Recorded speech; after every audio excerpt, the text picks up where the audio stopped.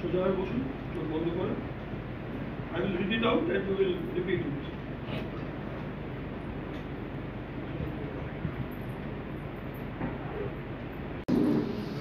From the unreal to real, O Lord, lead us from darkness to light.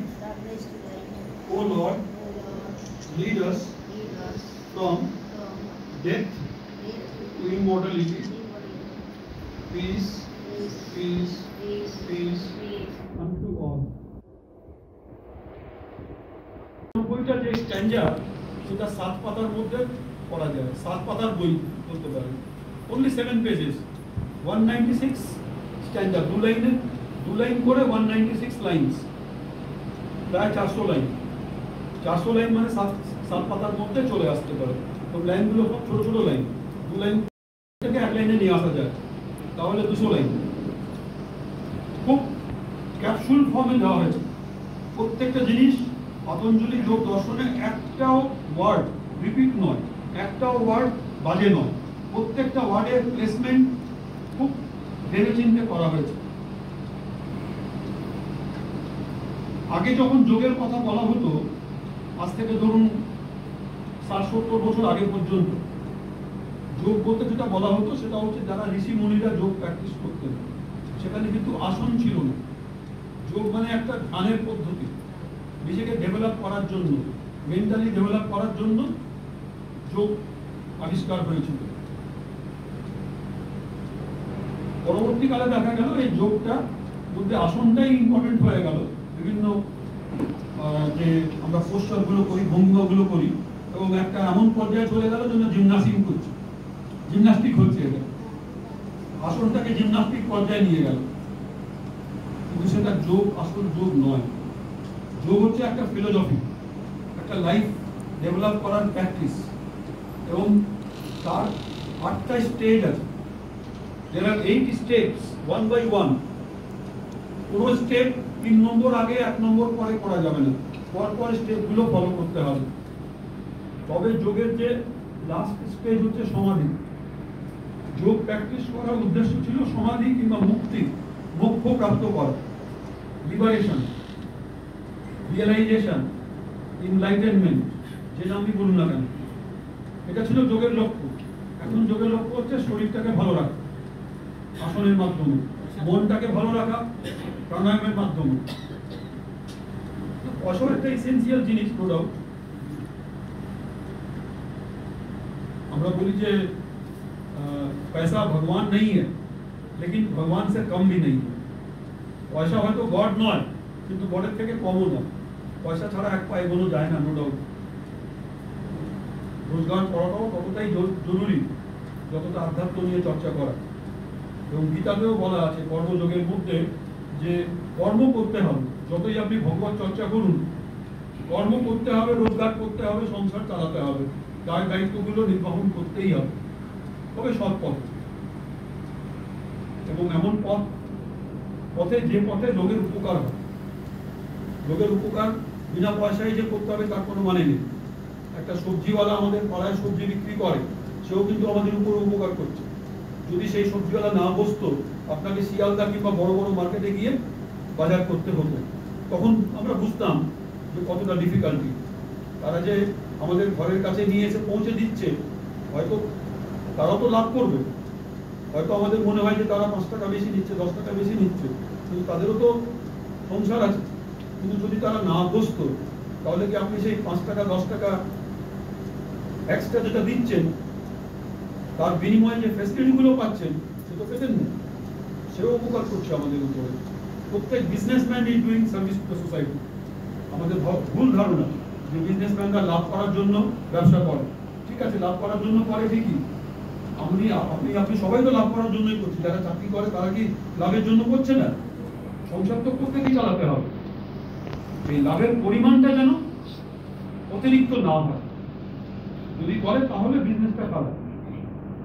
ঠিক সেরকম আমরা চাকরি করি, এমপ্লয়মেন্ট পাই, সেখানে ফাঁকি দেওয়াটা তো অপরাধ। যেমন একটা বিজনেসম্যান যদি বেশি টাকা লাভ করে, মানে জিনিসগুলোকে ব্ল্যাক মার্কেটিং করে, খারাপ। ঠিক সেরকম যারা চাকরি করছে ফাঁকি দিচ্ছে, সেটাও তো অপরাধ, সেটা তো করা উচিত নয়। আমরা সেটাকে খুব একটা গুরুত্ব দিই না, কেননা সেটা আমাদের ফেভার, তাতে আমার লোকসান হচ্ছে না। ব্ল্যাক মার্কেটিং যখন করছে তখন লোকসান হচ্ছে, যেখানে লোকসান হচ্ছে না এখানে বড় আমরা এনজয় করছি, কিন্তু দুটোই অপরাধমূলক কাজ। তা ঠিক আছে, আমার বেসটা তৈরি হয়ে গেল পাতঞ্জলি নিয়ে। পরে বলবো। Good question.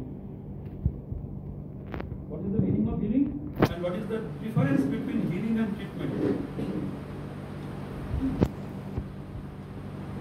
পরে আলোচনা করবো। এটাকে বলা হয় অষ্টাঙ্গ, মানে তার অঙ্গ আছে। প্রত্যেকটা অঙ্গ, যেমন আমাদের শরীরের প্রত্যেকটা অঙ্গ এসেনশিয়াল, ঠিক সেরকম পাতঞ্জলির 8টা অঙ্গই এসেনশিয়াল। শুধু আসনটা নয়, শুধু প্রাণায়ামটা নয়। আসন হচ্ছে 3 নম্বর, প্রাণায়াম হচ্ছে 4 নম্বর। এটাই আমরা জানি। খুব বড় জোর ধ্যানে চলে যাই আমরা 7 নম্বর। 3, 4, 7টা হচ্ছে পপুলার, 3টা হচ্ছে সবচেয়ে বেশি ওল্ড ওয়ার্ল্ডে, আসনটা, তারপর প্রাণায়াম, তারপর ধ্যান। কিন্তু আমরা সিস্টেমেটিক্যালি 1 by 1 এটাকে জানবো। আচ্ছা, কে কে জানেন এখানে বলুন পতঞ্জলির অষ্টাঙ্গ যোগ? কিংকো মালুম না?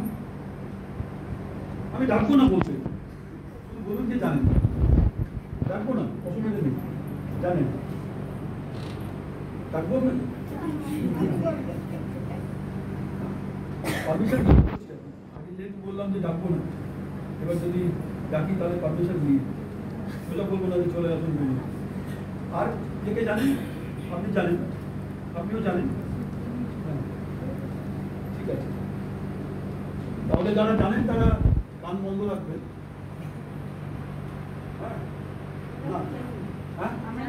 যারা জানেন না তারা কান খোলা রাখবেন। My pleasure, thank you.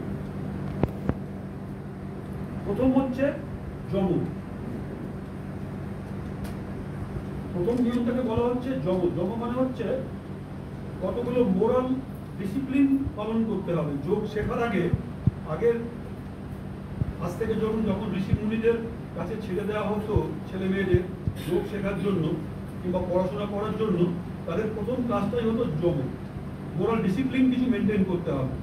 যেমন আমাদের ক্লাসে এসছে, আমাদের ডিসিপ্লিন রয়েছে একটা, চোখ খুলে বসতে হবে, ফোনটাকে অফ রাখতে হবে, টাইমলি আসতে হবে, জামা কাপড় ঠিক মতন পরে আসতে হবে। এটা কোনো ওয়েস্টার্ন সায়েন্সের ক্লাস, মানে ওয়েস্টার্ন হিপ হপ ক্লাস নয়, সেইভাবে আসতে হবে। হসপিটালে এটা কোনো আড্ডা নয়, সেইভাবে আসতে হবে। এগুলো হচ্ছে নিয়ম। ঠিক সেরকম যোগ শেখার জন্য 5টা যম আছে, 5টা নিয়ম, 5টা জিনিস আপনাকে ছাড়তে হবে, করা বারণ। পতঞ্জলির মতন একজন ঋষি আগেই ছাড়ার কথা বলছেন, নেবার কথা নয়, ছাড়ার কথা বলছেন। এগুলো যদি ছাড়তে পারেন তাহলে আপনি যোগ শেখার যোগ্য। ছাড়া মানে কি? আমাদের মধ্যে রয়েছে সেটাকে ছেড়ে দেব। এটা তো ইজি। কোনো কিছু গ্রহণ করার থেকে ছেড়ে দেওয়াটা ইজি। ছেড়ে দেওয়াটা ইজি। ছেড়ে দেওয়া মানে এই নিয়মগুলো যদি আমরা পালন করি, আমরা সমাজে ভালো লোক হিসাবে পরিচিত হব। এটা হচ্ছে সমাজটাকে মেনটেন করার জন্য। বিং এ হিউম্যান, মানুষ হবার প্রমাণ। মানুষ হবার প্রমাণ হচ্ছে আমাদের মধ্যে এই 5টা জিনিস আমরা পালন করব। কি কি? অহিংসা, non violence. What is the meaning of non violence? কেউ বলবেন? নন ভায়োলেন্স, কারোর সঙ্গে মারধর না করা, কারণ হিংসা ত্যাগ করা। হিংসা শুধু ফিজিক্যাল নয়, মেন্টালি। মনের মধ্যেও কারোর প্রতি কোনো হিংসার ভাব থাকবে না। মনের মধ্যেও, করা তো দূরের কথা, আমার মনের মধ্যেও আসবে না। ফিজিক্যালি এবং মেন্টালি নন ভায়োলেন্স করা। ঠিক আছে, চিন্তা করুন, একটু এটা মনন করবেন। এটা একটা ফটো নিয়ে নেবেন। হ্যাঁ, খুবই কঠিন ঠিক কথা। সবসময় কঠিন ছিল, এই সময় কেন? সব সময় প্রবলেম ছিল বলেই ঋষি মুনিরা বিভিন্ন সময় এসছেন আমাদের দিশা নির্দেশ দেওয়ার জন্য। চিরকালই মানুষ যবে থেকে জন্ম নিয়েছে তবে থেকেই মানুষ শয়তান। হ্যাঁ, we say that we are the most intelligent people on the most intelligent animal, super animal আমরা, কিন্তু অন্য কোনো অ্যানিমাল জামা কাপড় পরে না, কোর্ট কাচারি নেই, রাস্তাঘাট নেই, ব্যাংক নেই, ডাক্তার নেই কারোর জন্য, সবকিছু আমাদের জন্য। অথচ আমরা সবচেয়ে বেশি ইন্টেলিজেন্ট। চিন্তা করবেন এটা। We are the most intelligent people, most intelligent animal, super animal। তার সত্ত্বেও আমাদের এগুলো লাগে। অথচ যারা লোয়ার ক্লাসের অ্যানিমাল তাদের কিছুই লাগে না। তাদের জন্য কিছু লাগে না, চাকরিও করে না, ব্যবসাও করে না, খাবারও জুটে যায়, সব নেচারের সাথে সিনক্রোনাইজ করে সবই পাচ্ছে তারা। আমাদের সব চাই, কিন্তু একটা জিনিস সেম, শেষটা কিন্তু সেম। তাদেরও মৃত্যু, আমাদেরও মৃত্যু। আমরা মৃত্যুর আগে অনেক কিছু ঘটিয়ে যায়।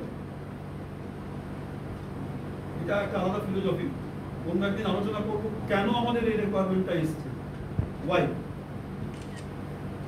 এটার উপরে চর্চা করা যায় যে এই রিকোয়ারমেন্টটা কেন আসলো আমাদের, মানুষ এত ইন্টেলিজেন্ট হয়েও কেন এগুলো প্রয়োজন পড়লো আমাদের, কোথায় ভুলটা করে বসেছি আমরা। প্রথম হচ্ছে নন ভায়োলেন্স ফিজিক্যালি এবং মেন্টালি। সেকেন্ড হচ্ছে সত্য, মিথ্যে কথা না বলা, সত্যবাদী হওয়া।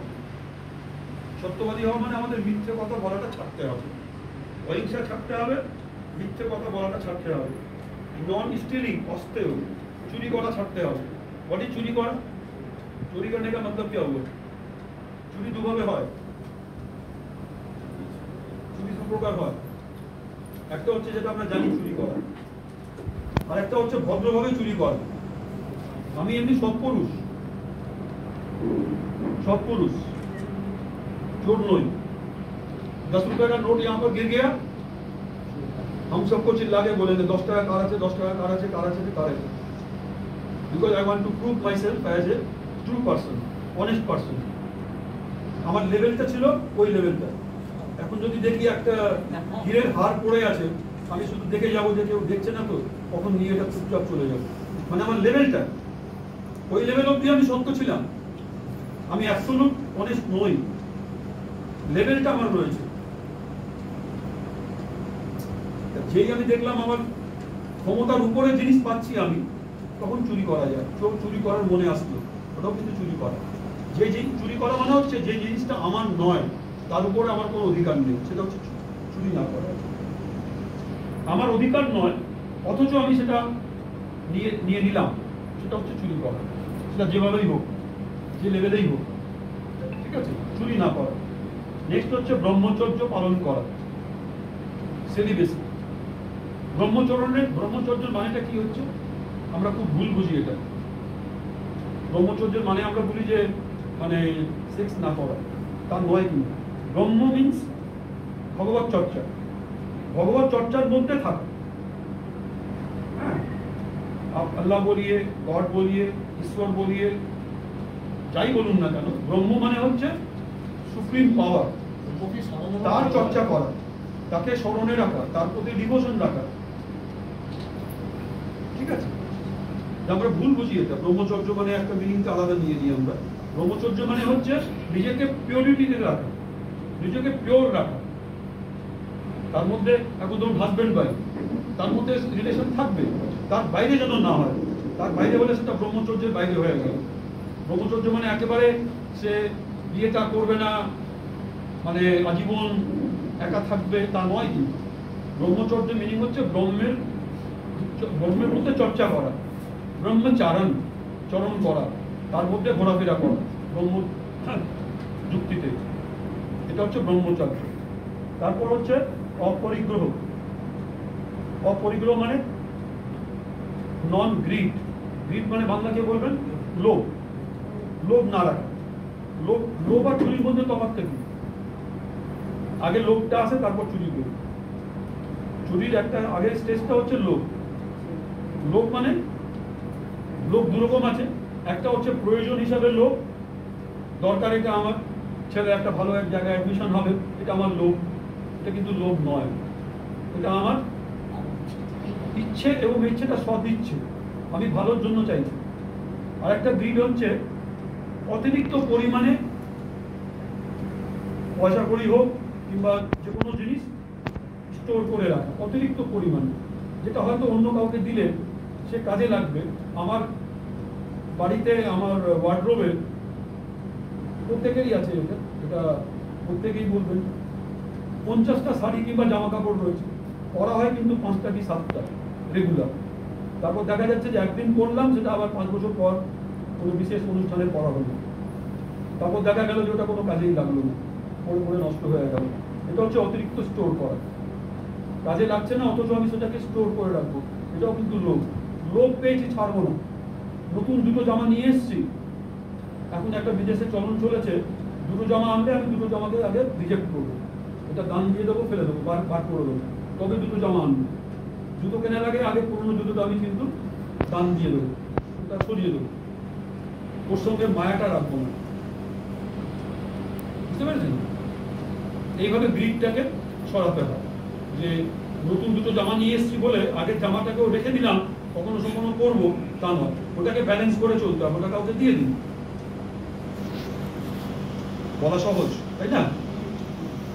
করতে পারবো, অবজারভেশন করতে হবে, কতগুলো জিনিসটাকে আমাদের জীবনে ধারণ করতে হবে, এগুলো ছেড়ে দেওয়া, চুরি করা এগুলো ছেড়ে দেওয়া, এবার কতগুলো জিনিস নিতে হবে।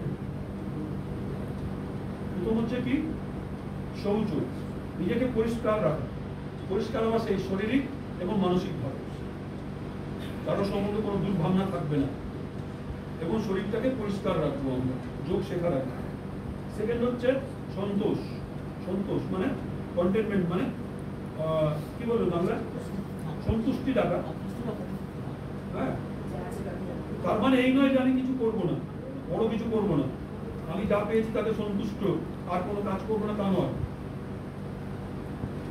সন্তুষ্টি হচ্ছে দুরকম, আর কোনো কাজ করবো না, মেনে নিয়ে বসে গেলাম।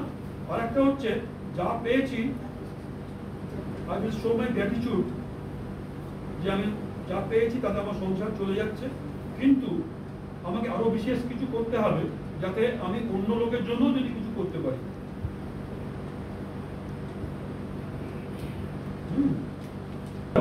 সে বুদ্ধিভাবেই হোক, আর্নিং করলাম, পয়সা খরচা করলাম না, কিন্তু সেই আমি বুদ্ধিটা বিলি করলাম, বুদ্ধিটাও যদি বিলি করতে পারি, কাউকে যদি ইনফরমেশন দিতে পারি, কাউকে যদি জ্ঞান দিতে পারি, সেটাও কিন্তু বিলি পারি, সেটাও কিন্তু করতে পারি।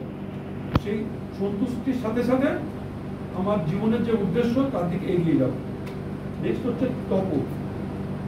তপস, তপস মানে উপোস করা, মানে একেবারে না খেয়ে দিয়ে থাকবো তা নয়। কিন্তু তপসের মানে অনেকেই ভাবেন যে কড়া একটা পরিশ্রম করে যাব, যাতে লোকে ভাববে যে আমি কত কিছু না কিছু করছি, তা নয়। তপসের মানে হচ্ছে হ্যাঁ, তপস্যা মানে কি, অভ্যাস করে যাওয়া।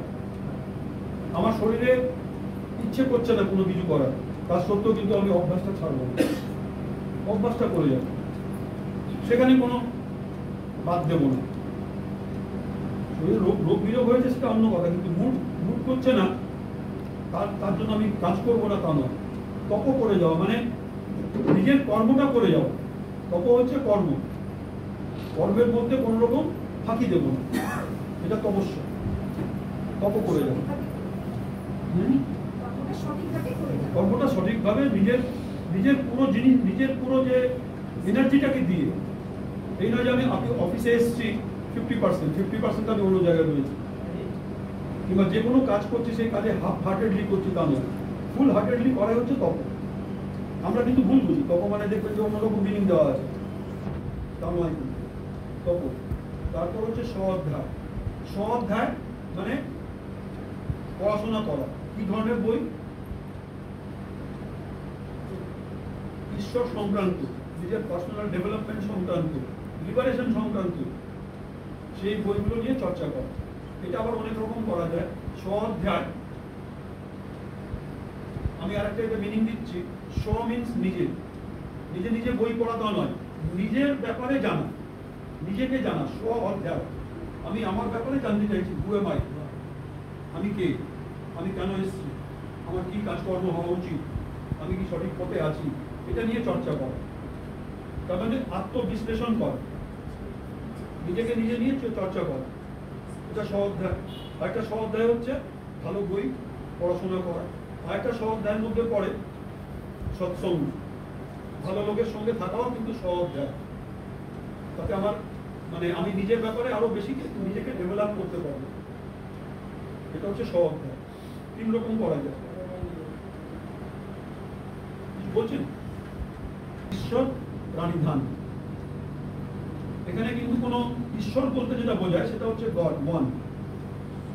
পতঞ্জলিতে কোনো জায়গায় কিন্তু মানে ওই ভগবান কিংবা ওই ধরনের কথা বলেনি, শিব ভগবান সরস্বতীকে পুজো করুন তা নয়। ঈশ্বর, ঈশ্বর মানে হচ্ছে ঈশ্বর, যে কোনোদিন নষ্ট হয় না। যেটা আমরা জানি, পরমাত্মা বলুন, গড বলুন, লর্ড বলুন, আল্লাহ বলুন, যেটা আমরা বলি যে there is only one God, সেটা হচ্ছে ঈশ্বর এক। তার প্রাণিধান মানে তার প্রতি ডিভোশন, তার প্রতি গ্র্যাটিটিউড থাকা। ঠিক আছে? তো এগুলো কিন্তু এই 5টা আমাদের মেনে চলতে হবে।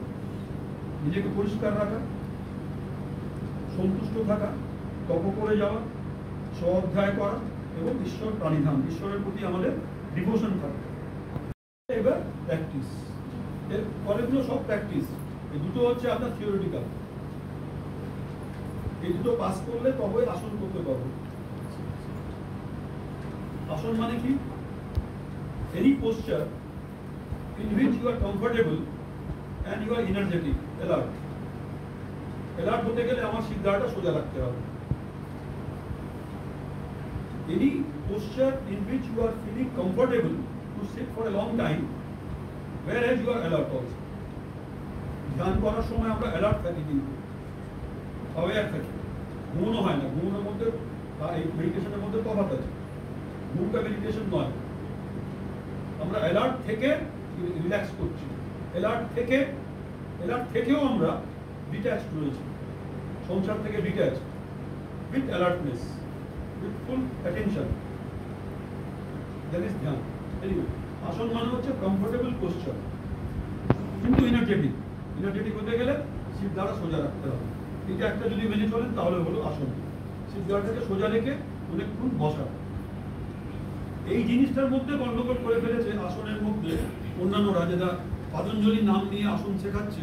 পতঞ্জলি কিন্তু কোনো আসনের কথা বলেনি, একটা আসনের কথা বলা হয়নি। সেটা আসন বলা হচ্ছে যাতে আপনি স্থিরভাবে সুখভাবে বসতে পারেন। স্থিরম সুখম আসনম, স্থিরভাবে সুখীপূর্বক বসে থাকবেন। এটা প্র্যাকটিস করার জন্য, শির দ্বারাটাকে ঠিক রাখার জন্য অনেকগুলো ব্যায়ামমূলক আসন আমরা শিখে ফেলেছি আজকাল। শরীর চর্চা করছি আমরা ওই আসনে বসার যোগ্য হওয়ার জন্য। কিন্তু পতঞ্জলি যে আসনটা বলেছেন সেটা কিন্তু আলাদা। এটা কিন্তু মনে রাখবেন। আপনারা প্রজ্ঞান ফাউন্ডেশনে এসছেন, এই জিনিসগুলো কতগুলো যে মানে মাইনর ভুল করে থাকে লোকে, সেটা কিন্তু আপনারা ক্লিয়ার রাখবেন, তাহলে কনসেপ্টটা ক্লিয়ার হবে।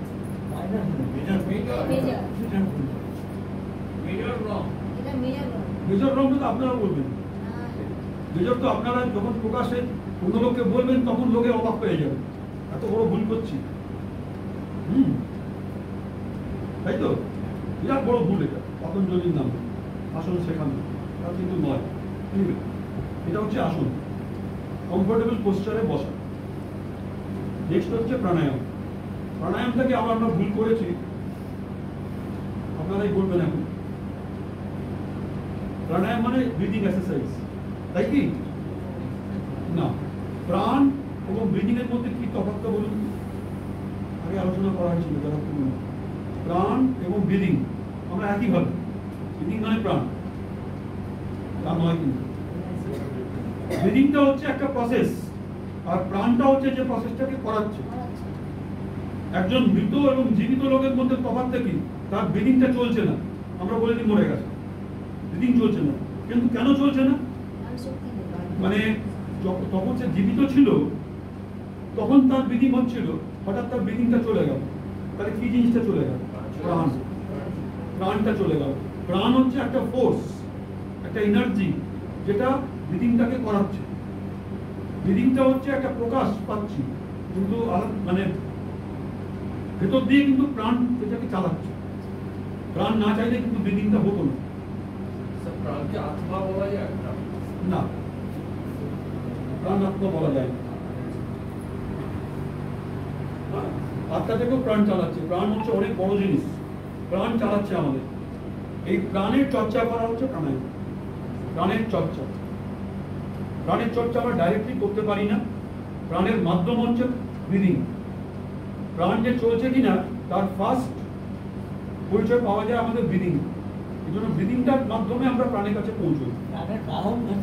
হ্যাঁ, আমরা ওই জন্য ব্রিদিংয়ের মাধ্যমে প্রাণটার চর্চা করছি। ডাইরেক্টলি প্রাণের উপর চর্চা করা যায় না। ব্রিদিংটা হচ্ছে তার মাধ্যম। প্রাণ ক্যারি করছে সবকিছু, ডাইজেস্টিভ সিস্টেমটাও চলছে কিন্তু প্রাণের জন্য। প্রাণ না হলে ডাইজেস্টিভ সিস্টেমও চলবে না। Whole body is working only due to the prana, energy. এই যে আপনি বললেন হিলিং, পরে বলবো।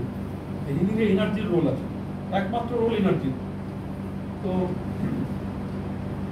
প্রাণের চর্চা করা মানে প্রাণায়ামের চর্চা করা। প্রাণায়ামের চর্চা করা মানে প্রাণের চর্চা। প্রাণের চর্চা ডাইরেক্টলি করা যায় না, আমরা ব্রিদিংয়ের মাধ্যমে চর্চাটা করি। এটা প্রথম দুটো করি না, কিছুটা আসন করি, কিছু ব্রিদিং প্র্যাকটিস করি না জেনে। স্বামী বিবেকানন্দ বলেছিলেন পৃথিবীর সবচেয়ে কঠিন কাজ হচ্ছে যোগের মধ্যে 8টার মধ্যে প্রাণায়াম সবচেয়ে কঠিন। ধ্যানও করা যায়, প্রাণায়ামটা করা খুব ডিফিকাল্ট, কারণ প্রাণের চর্চা খুব ডিফিকাল্ট। তো নেক্সট হচ্ছে প্রত্যাহার। প্রত্যাহার আমরা যে ধ্যানগুলো করি সেটা হচ্ছে প্রত্যাহার। আমরা ধ্যান অবধি যাই না। প্রত্যাহার মানে নিজেকে বাইরের জগৎ থেকে সরিয়ে রাখা। আমরা ধ্যানে কি করি? বাইরের জগৎ থেকে নিজেকে সরিয়ে রাখি। Withdrawal of our senses. আমাদের চোখ, কান, আমাদের যে 5টা যে সেন্সারি অর্গান, সেটাকে ভেতর অন্তর্মুখী নিয়ে যাওয়া।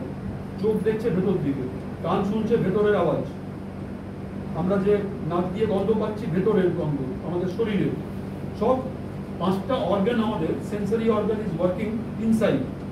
বাইরে কিছু দেখছি না, বাইরে কিছু শুনছি না, যা ঘটছে ভেতরে সেটাকে কিন্তু অবজারভেশন করছি পঞ্চ ইন্দ্রিয় দিয়ে। সেটা হচ্ছে প্রত্যাহার। Withdrawal of our senses, inward withdrawal, ইনওয়ার্ডে নিয়ে যাওয়া। আমরা এই অবধি এগোই।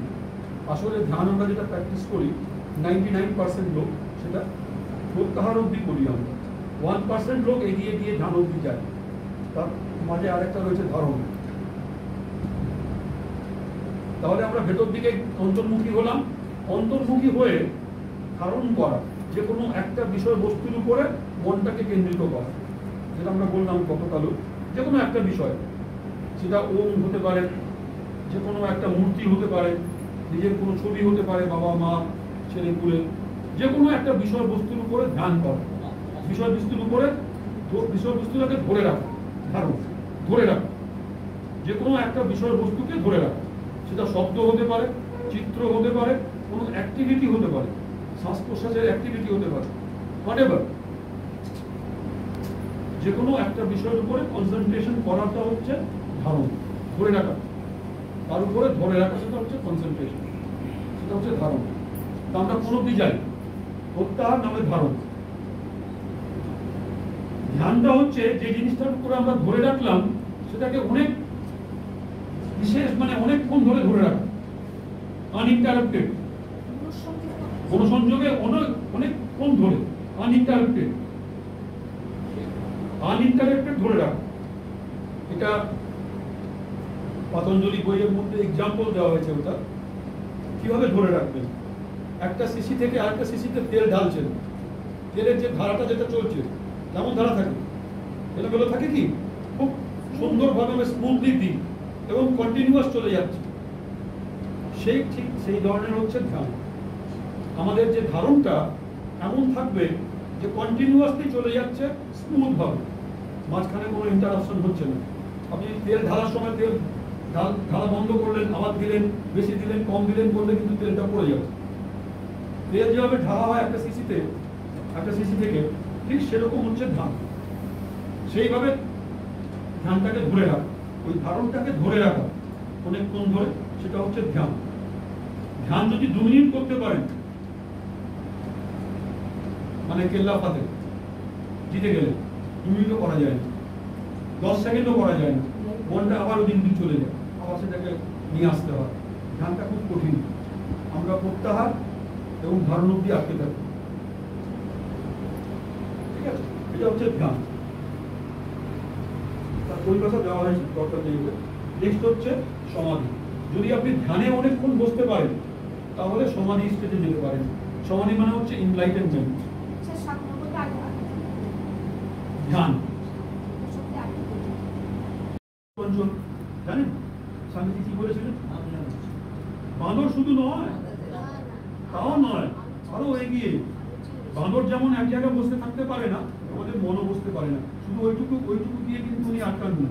শুধু বাঁদর নয়, বাঁদরকে ড্রিঙ্কস করে দেওয়া, ড্রিঙ্কস তাকে খাইয়ে দেওয়া হয়েছে, তাকে অ্যালকোহল খাইয়ে দেওয়া হলো, আরো বেশি জোরদার। এবং তার সামনে যদি একটু বাঁদরিকে দাঁড় করানো দিয়ে দেওয়া, একজন ফিমেল বাঁদরকে যদি দাঁড় করিয়ে দেওয়া যায়, তারপর কেমন পাগল হবে সে? আমাদের মনটা হচ্ছে সেরকম পাগল। এটা স্বামীজির কথা।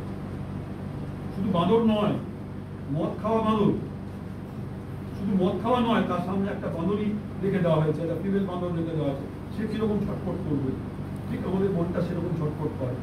সেই মনটাকে এক জায়গায় নিয়ে আসে। এবার কথা হচ্ছে ছটফট তো এমনি করবে না, এনার্জি লাগে। হিলিং এই কথা, আপনার হিলিং ক্লিয়ার হয়ে যাবে আস্তে আস্তে। একটা ছোট্ট কথা বললেই ক্লিয়ার হয়ে যাবে। তা কথা হচ্ছে যে যত মন ছটফট করবে আমার এনার্জি তত ক্ষয় হবে। একটা জিনিস লক্ষ্য করবেন, যারা ফিজিক্যাল লেবার করে এবং মেন্টাল লেবার করে, কে বেশি আগে ফ্যাটিক হয়ে যায়?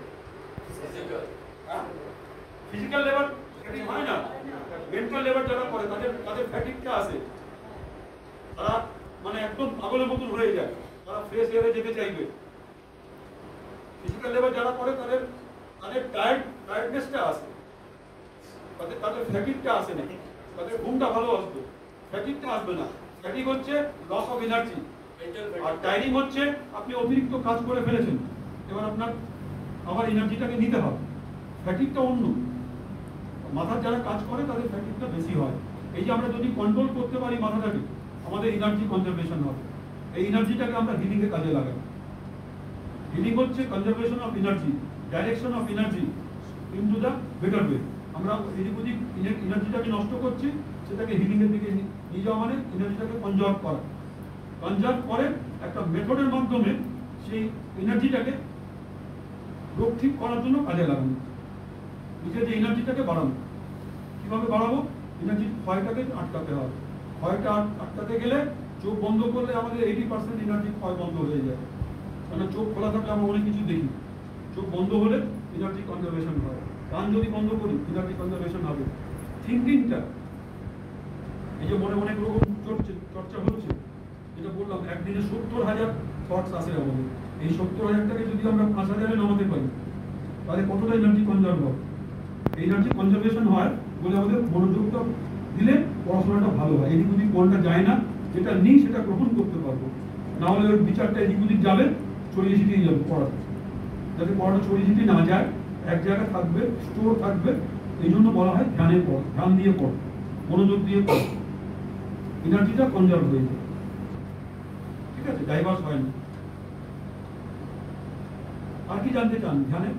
ধ্যান সম্বন্ধে বলতে গেলে আমার মনে হয় না যে এই একটা ওয়ার্ড যত খুশি বলা যায়, পৃথিবীর শেষ করা যাবে না ধ্যান সম্বন্ধে। এত বলা যায় ধ্যান সম্বন্ধে। ধ্যান হচ্ছে মাইন্ডে রিলেটেড, মাইন্ড হচ্ছে আনলিমিটেড, তাই তো? মাইন্ড হচ্ছে আনলিমিটেড। আমরা এখানে বসে আমেরিকা ঘুরে আসতে পারি, একটা খুনও করে আসতে পারি, আবার বসে বসে আমি নিজেকে পিএমও মনে করতে পারি। কি আটকাচ্ছে, তাই না? মনের এত জোর। তাহলে মন সম্বন্ধে জানা কিংবা বলা খুব ডিফিকাল্ট।